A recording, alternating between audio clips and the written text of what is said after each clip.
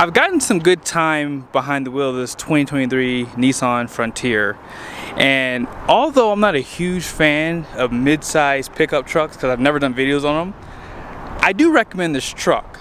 But if you're planning on towing, there's some things you should know.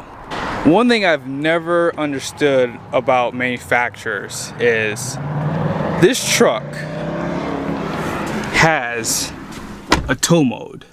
It also has a receiver hitch and a 7 and a 4 pin. They also give you a line out back for if you're planning on towing a trailer, it'll help you to get there a little bit easier. But what I don't understand is, why don't they offer trailer brakes as standard equipment, especially on a nearly $50,000 truck? Now, everyone will have their opinion on why truck manufacturers don't always give you a trailer brake, but here's my thoughts. Whenever I see a truck without a trailer brake, this is just my opinion, I think that the manufacturer doesn't want you towing with the truck. Short of a commercial truck, because in a lot of cases, business owners who buy a lot of trucks don't want their guys towing with the pickup, so they don't put trailer brakes on them. So when I see a truck like this, they tout online all the towing capacity and payload capacity, which we'll go over here in a second, but yet they don't offer a trailer brake. So if you're buying a truck like this, you're gonna have to have a trailer brake. I use the Kurt Echo, and I don't recommend that because you'll see in the next video what I'm talking about. Now here's my second point. If you do plan on buying this truck and you want to tow a trailer, I do like Hankook tires. These are the Dynapro AT2s, 265, 70, 17. The issue I have with these tires is it's not an LT tire, and from what I've learned is these tires are typically a little bit softer and they do create some sway. So I would recommend, if you're looking to do some towing, even for something as small as this, you may want to upgrade these tires to something a little bit stiffer. So these are most likely an extra load tire, and like I said, you want an LT or something like E-rated, or I guess E-rated would probably be the most you'd want to go. You don't want to go F-rated, that might be a little too much tire. But all in all, these are good tires. But if you plan on towing 2-3 hours away from your home, like today it's a little bit windy, and I did my towing test today, and I actually did feel some sway come out of this truck. So be sure to stay tuned to watch that video when I post it. But definitely an LT tire. I will say, brakes, you know, with the amount of towing capacity you have, I will say Nissan does a really good job with their brakes. So nothing to worry about there. But something else you need to consider, and this is my third point, is the wheelbase. If you were to review the wheelbase for this truck in a Nissan Titan, I will bet you money that you're gonna have a longer wheelbase even in a half-ton truck compared to this midsize. So that's something I would also recommend, is if you do plan on towing more than 3,000 miles a year, you might want to consider that, because although this truck does have the gear that you need, I think that the wheelbase is too short for towing a trailer, and it's just my opinion. And even towing a 20-foot trailer, I knew that that trailer was back there. And when I got over 60 miles an hour, I really knew it was back there.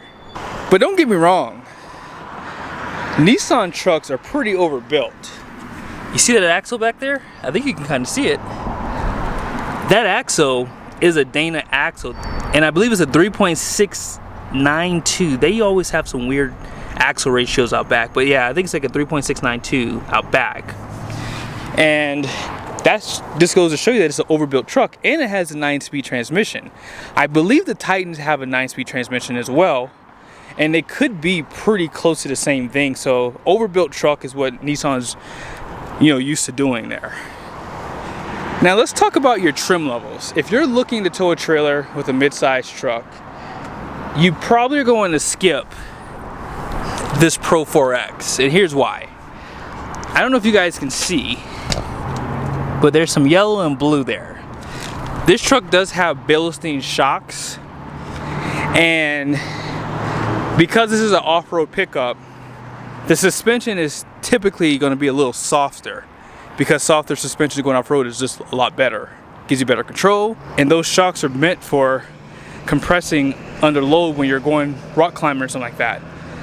But when you're in the real world, which most of us live, that suspension is going to make the truck squat more, and it's gonna make it feel less stable on the road. And that's just something I would consider, because this truck does have a lot of options. For example, sunroof, leather seats, and heated seats, power seats over there. So there's like a lot of extra weight on this truck. And I think a lot of times people don't consider these points. Number one, like I said earlier, this truck doesn't have a trailer brake. You're gonna have to add that from the factory because you're gonna need to use that when you get on the highway. Number two, your tires. The tires that you have on this truck are gonna really help you have a better experience overall. Number three, the wheelbase. You can't change the wheelbase, unfortunately. And again, when you think about your trim level, Pro 4X, there is a long bed option, and the Pro 4X may not be available with that because off-road trucks need shorter wheelbase. So you're gonna have to skip certain trim levels if you're looking to do something like this. Now let's discuss something on the side of the door here. If you're new to my channel, because I don't really post a lot about Nissan Frontiers, I always show the numbers on my reviews. That way you have an idea of the towing capacity, which is your gross vehicle weight rating. That's a part of your towing capacity. Your gross axle weight ratings front and rear. So your gross axle up front is going to be 3,296. The rear is 3,434 pounds. Gross vehicle weight rating, which is the maximum amount of weight this truck can carry, is 6,012 pounds. Now, when you take out your sunroof, your leather seats, your spray and bed liner, your hitch, all that stuff that came with this truck, you're left with 1,050 pounds. Now, if you go online on their website, on nissanusa.com, they'll show this truck has a 1,600 pound payload. But that's gonna be a regular cab, I think, what is it called? King cab, I believe that's what Nissan calls them, with the suicide doors. That's gonna be that truck, 4x2, max payload. And that's probably gonna be max towing capacity as well. So once you move up to the crew cab and you add all your options, you went from 1,620 pounds all the way down to 1,050. But then again, if you go on the website, you'll see that for this configuration without any options, it's like 1,200 pound payload capacity. And I did get this truck weighed. So we're gonna see how much payload you would have left over and how much axle rating you have too. So let's jump over to that footage. I got myself in the truck weighed without the trailer with the hitch. That hitch was probably about, figure 80 pounds, and I'm about 200 pounds. So all in, 5,140 pounds is what this truck weighs. Now I don't know if you guys did the math, but when I showed you the gross vehicle weight rating on the truck and the payload number, that's gonna give you 4,962 pounds. So that's the curb weight. So with myself and the hitch, it went up because of that. So that leaves you with about 872 pounds of payload capacity to tow a trailer. Keep in mind, I didn't have any gear in the bed, and my family wasn't with me either. Here are the numbers for truck and trailer. Now, did you guys notice something? 200 pounds got removed from the steer axle. And here's the new drive axle, and this is the before. Trailer's right here. Now keep in mind too, some of that weight got transferred to the truck's axle, so you can see that difference there. So with the trailer hooked up, the new gross vehicle weight is 5,620 pounds. You saw that 200 pounds got removed from the front. And if you take this number and subtract it from the gross vehicle weight with the trailer, that's going to give you 480 pounds. So that's how much hitch weight we have here. So if you add the 480 to this number, that'll give you 3,380 pounds. So 480 pounds is what hit the truck. Now this trailer does have some stuff inside of it. The water tank was emptied, but I'm actually shocked by the amount of hitch weight this trailer put on this truck, because I was assuming it was going to be like closer to like 380, and it was 100 pounds more. So that's about 14% when you do the math. And this is a small trailer, so normally people go 10 to 12%. So even on a small trailer like this, you really have to watch your numbers. At the end of the day, all you're left with payload is 392 pounds. So if I had my wife, my kids, my generator, and a few other things inside the truck, I would be pretty much at gross fuel weight rating.